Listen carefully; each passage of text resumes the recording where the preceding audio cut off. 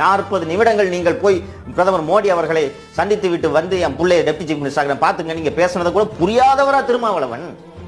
அவர் அதிகார பகிர்வுன்றதை சொல்றாரு. இதெல்லாம் திரைமறைவில் பேச வேண்டியது என்னங்க? அது நான் என்ன சொல்றேன், இதே உனக்கு மரியாதை கொடுக்குற ஒரு ஆள் ரெடியா இருக்கிறாங்க போ. அத நீங்க வந்து தம்பி விஜய் பேசிட வரவேற்கிறாங்க. இவர் ஓடி வந்திருப்பாரு, உதயநிதி வந்து பாத்துருப்பாருங்க.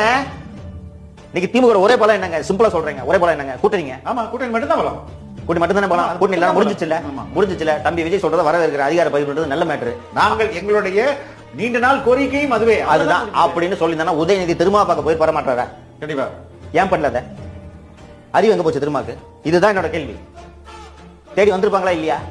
வரட்டும்ன்றேன். தம்பி நீ சின்ன பையன், தலைமை நிலை செயலாளர் வர சொல்லணும். இவரு கூட ஒன்னும் ஒரு ஏட்டையா சரியில்லை, பூச்செயலாளர் வர சொல்லணும். அதுதாங்க பவர். அப்படிதாங்க பிளே பண்ணணும். அதுதான் உண்மையிலேயே தலித்துக்கு அதிகாரமான. அதைத்தான்